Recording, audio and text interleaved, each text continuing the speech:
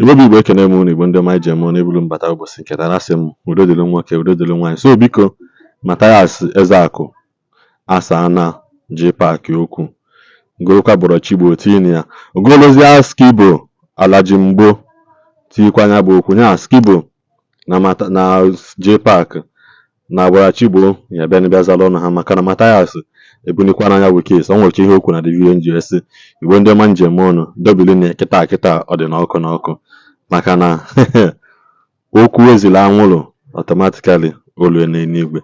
Na-ekene na vidiyo akwụ na phone reply Matthias nye Jpack bọrọchi Igbo na Skibo comedy. Ya ụmụ Igbo be anyị ndewonu nke echiri ya zelu. Ihe a ga-abụ my last reply to this useless set of people anyị nwere n'Igbo. You know, ihe a bụ my last reply to this useless set of people anyị nwere n'Igbo, hypocrites. Paul Chigbo from video email last time si na ịgba ya logolu m nwa bụ Ezeaku. Onye aka ya ruru unyi ọ na-agba ya onye aka ya dị ọcha. Onye aka ya lụrụ alụ, onye aka ya ruru nnukwute unyi ọ na-agba ya onye aka ya dị ọcha. Paul Chigbo kedu level isi agba ya alụ m? Ị na-agba ya alụ m na m bidoro Igbo Love Themselves Charity Foundation. Ewelu m tinye n'etiti ndị ọya. Wee fụ a type of oil man nubeho na ntị. Wee fụ na ọ na-eme ma ndị ọcha, na-eme ma onye China, ma onye England, ma onye France. Wee fụ ka unu bụ ndị pastor na ndị fada na-agwa ndị bayi na Jizọs na-agwụ ya.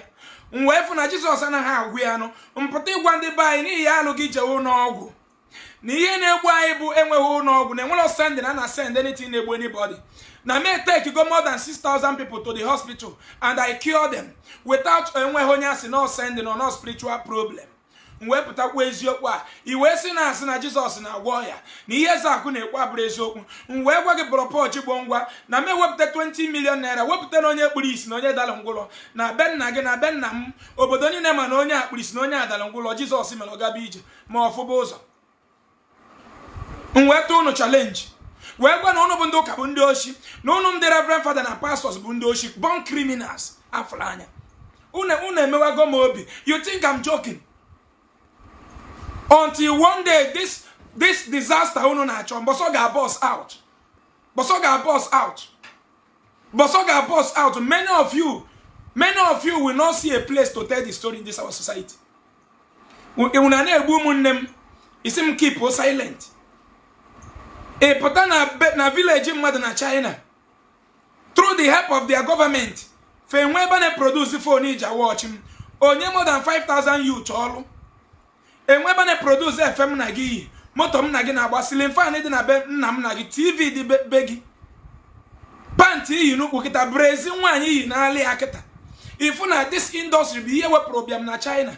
Unu kpọrọ onwe na ndị pastor nọrọ n'elu ọta na-conduct crusade na-ezu ndị be anyị oshi na-agwa graduate na Jizọs yenye ha ọrụ n'ugwu isi na obe nna ha kechiri ha akara kafe ga n'ihu.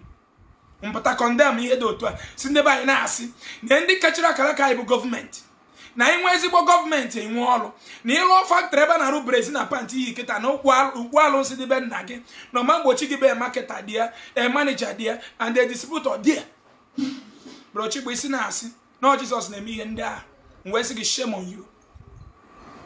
Kedu ebe isi agba halụ m a na-akọ pata be na-akọ eri but onye kpuru isi onye dara ngwụrọ bịa na mee healing when agbapụ ọsọ from the China to statement of account of who? Ego nke itunyere ka ọ gịnụ ihe ọma m mere gị n'ụwa Chigbo ga-akwụ m ụgwọ ya. E promote m egwu gị ike si n'enu promote ya na the whole ala Igbo niile. I je eme program na Igbo Love Themselves Charity Foundation. Iwe kpọọ m na phone kenechia m wee sendere m another second egwu igolo si m biko m promote kwuo nka mkpọwa kwuo nka. Bro Chigbo kedu ihe ọma m nwetago n'aka gị? Ego one ka radio station na anafa advert per seconds, but I did it for you free of charge for years until bido cover pite before I now tell them to stop it. Bro Chigbo, where do you want to forgive me? Ndụ one ka m zogo na Igbo. Isi m na m print a statement of account ga amụ Bible ọkụ. Reverend father na pastor na bishop gị niile na-eji ego ụmụ ogbenye go private jet kedu ihe ha na-alụ? Mmadụ one ka ha gwogolo ya na your local government. Ndị one na-enweghị ụlọ ka ha lụrụ ụlọ. Isi gogwa ha print a statement of account. Isigo where? Where is he web date in a time or bag up? Because now I'm web data and just print, you know, you get taken a month or more than for us to check it. He check where I get now. If we get a collie, very bad. When I print it now, we never see him. Challenge him and the person now boss and higher because of Siab and because of the data. It also because of your good state. And when you came from all on Pulu Medicondo, boom, Madacono. See, enough forgive him, enough forgive him. Now, trust it to them, the person that costs an evil. Men the buy a dinsus, the buy not create. See, enough forgive him. Kedonia web that in Igbo love themselves, Catoriego, Atusariega, Eritrea, both for enough. See, enough forgive him. Forgive only. Coming to this useless boy, Bolomia Skibo. Now, my lord, where? If I am a Skibo, I don't even think he gave me a video about me on social media. Man, I hear go see in well fella. I need the heartless. Skibo, in a random mado to be against me for no reason. Just because I want them to leave. Just because I'm telling them the secret I saw under my NGO. Man, Skibo, give one will be alone and no be inketa. Never tell him on. Skibo, or the Naka wake, Mbapoli Jindia for medical treatment. Skibo up on the phone, Sigi Bicon, post any help was allowed Naka. Can they buy a follow waggy for the video? Skibi Julajo. Apple again phone complete 4 times. The last one in Polagibawala Mumba, simply they make charity. Mad stops Naga. Need they make charity. Need they make charity that you can't do it. Skibo, he block on immediately. Skibo got on a WhatsApp call now with the number man who's in a 16. He got on a WhatsApp call number Anja Bogadan. Either number man who's in a 16 or India number. Because I was in India calling you. Just give post here, can they buy my venue? And I be support of the Naka. But Ndi Igbo actually made donation on his behalf. Can they mad Zotan to Nani was Skibo Ejo? Block come on WhatsApp. Want to create the card. One job. You never tell them on social media. Skip it, Julajo. Daddy block from Ganto to the phone, boy, Ijele. Ijele no sober. So will be Dubai. Osborne body jealous him no problem. Send that the send the Ijele will care. Meze video. Me video na can attach the video to na social media. Isim ni de me. Ide me charity. So, Ijele come here in me charity. I'm on Ijele and Bosan me charity. You never tell them on. If I me work, if I make in one respect and in one fella, in a pop, it is Suzu, it be Dubai, but the man's of Tajan. In a support to Apple on the by nature mountain here. Now start in the name of fasting. Now olive oil for them to be better than Dubai citizen. It is wicked and heartless. Coming to any very benka, Mamalo, Mamma to call Bologna Jpack. Called Jpack cannot be. That is the only cabo baby boy. Name of common sense. Jpack and also to Oriono, HM was eating a ghost in the Madobu. Case Webtonaga, 2 regularly bowl of themselves. Are 2 Siega, Ezeaku Replies.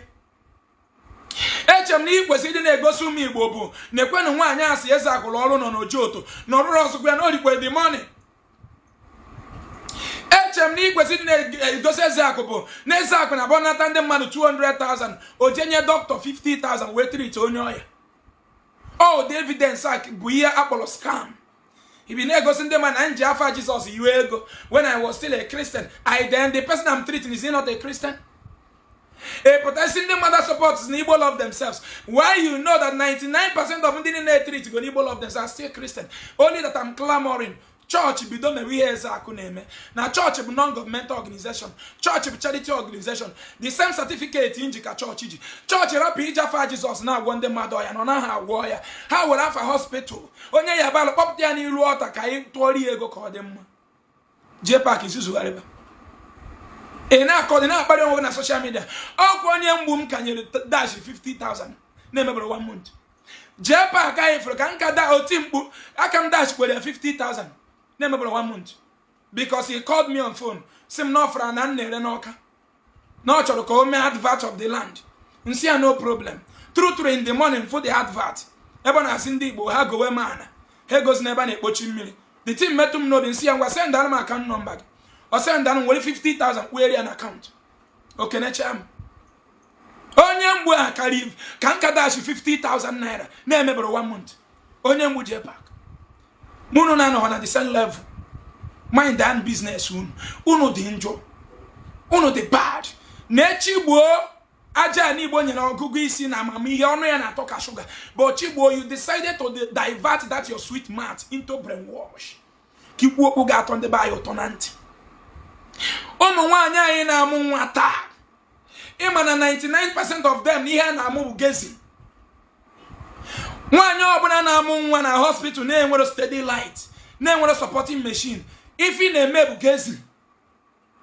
Because na medically, na ndị medicine amalogo na nwaanyị nwere ike ịmụ nwa bleeding agbabịa. Enwere ike ime nwaanyị operation kupụta nwa bleeding agbabịa. Na mgbe bleeding gbawara nwaanyị a dị weak, kedu the next thing? O ije tinye na supporting machine. Ka enwe ike control the bleeding. Mana biko onye nna ya oge bụ Jpack na Chigbo na Skibo ndị atalata. Kedu ụlọọgwụ na-enwere supporting machine and steady light na village mụ na unu? Gabo onwe nwaanyị na-amụ nwa taa, onwe ka bleeding si gbabịa tiegode na supporting machine where control where the bleeding. Ka enwe machine o jigode kume. Now we don't have it. Mana anyị nwe cathedrals na community anyị. Ime the cathedrals worth of billions of naira. Ịpụta ebe na agwa na nwaanyị ga-amụ nwa ka nwaanyị Hebrew. Kedu gbasara reverend fathers and pastors na ịmụ nwa? Are they gynecologists? Are they nurses and doctors? Kedu gbasara Jesus na medicine na Dubai? Kedu gbasara Jesus na medicine na Dubai? Enwere gonye Dubai bere Nigeria itriti onwe ya. Ndị oshi criminals in Africa. Ndị oshi men na Africa na ta afụfụ. Ndị okwasị that have lasted long in lies and want to kill me into lies. Ọkụ gbarichi unu prende. Vagabonds. Criminals in human form. Criminals in human form. Na-eme ka obi TDM every day. Our people are dying because of lack of proper facilities in our medical field. It's not the duty of church and any concern about them. All matters for them is to be shouting fire, fire, fire, fire. Why you are being slaughtered by the herdsmen every day? Why you are being killed, being murdered on daily basis? Because of improper management of government. Which efforts have church done to attack the government or even to make us believe no government is a problem? I went to a Catholic church. Ezeaku, I'm wearing a Catholic church in a Catholic church. On any of my truck, Dalada, Mono, when so boom well. And my truck, Dalada, for father office. For child father, del me, belem me. Na motom Dalada, or delum some 91, some 92. Oh, yeah, father was him. Father, oh, yeah, he was him and do boom mad. It was seeing him a belem, make it was seeing one not one can also add the one Makamotom Jueda. Nandi what motomab government. Now, when I was seeing what the Minister of Transportation was seeing Wu, Kamunukumoto was say one here. Came where good motorable road. Cause of them Makandi drivers, Naga drivers driving school very well. Fadigawa Mudo, he got one non diro. He dare him look na matu. So on go chap on your chat, the motomamanda say again. Una na-egbu buy frustration ndị buy na abịa ha na-abịa unu nso to solve their problem. Una na-analụ ha ego were ego ha na-egbo mkpu unu were ego na law school ha mangwe Jesus ada law school unu na-alụfe ego na law hospital Jesus ada law hospital unu na-arị ihe ego na-ewe nye unu free medical care Jesus ada enye unu free medical care unu na-arị ego na-ewe ego private jet na-efe n'enu nwe ya 434 Jesus ada enye unu nke but when it comes for the needy of those poor people egwa ha na Jesus ga-eme woe unto you guys. Woe unto you. Nature boy is not forgive me. Who are you to forgive me? Who are you, bunch of lies? Forgive me. Ne Skibo ne posting when I want to create 12 years in a one. Oh, when you are mountain wage. Block on your WhatsApp. One day in charity. Never tell them on. Now back with Jpack and got dash 50,000 boss. Ya Jerry when never tell them on. Umi will put one on the Kabundush. Christianity painful. Jesus is a scam made by your slave masters to deceive you so that you will not think of of their killings towards our ancestors for 400 years. Jesus was nowhere to be found when we are being chained and killed for 400 years. Jesus was nowhere to be found when we are being murdered during Biafran war. Jesus saved no man, and it will never save you.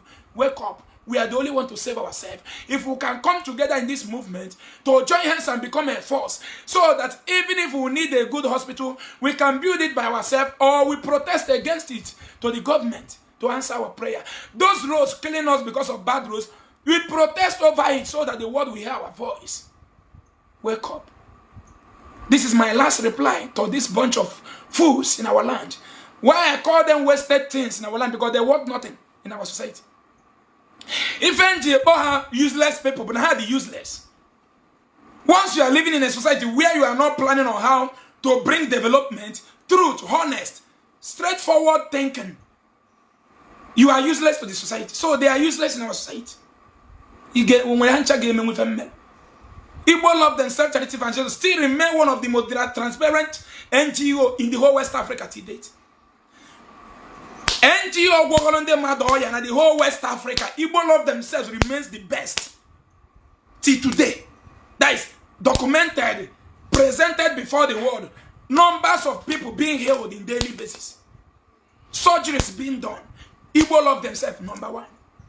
And these mugus are coming to cascade themselves on social media without any proof and evidence. I don't have your times anymore. This is my last. Yeah, last time I got a reply, because unu jim na cholo na yondo chego na Facebook. Unu jim na agbalo ego na Facebook. That is what I see. Because unu man unu mundi okwas. Obuni bu onye okwas. Then face my challenge. Come and heal a sick person. Come and heal a blind, a tumor patient. Let me see. Stop being suffering and smiling. Stop listening to these fools. Thank you, and share the video. My last reply to all of them, because they are a bunch of wasted human beings in our society. Bonde manje mo ejim na kone na chanya video biko nya na aka gbasa video nya na aka share video anwa share ya ka oluo ụwa niile ntị. Drop kwa na comment gị like ya this post, subscribe on this channel biko gbu your notification ka ị na-enweta notification mgbe ọbụla I see video fi biko ịchọ ụmụ ebe ka esi anwa video je na my channel ya for the playlist I create for exposing of Matthias Ezeaku. Play from beginning ya fụcha ka the video si aga according to the nomination, according to date and time. Ya adịghị mma ma nene nya video mara ebe okwu a bido ịmara isi ya ya malụ mgbe a ji welute ebe anụ nwa nọ n'ụbọchị nke taata. Igbo ndị ọma njem ọnụ ka enwe mgbe ọzọ.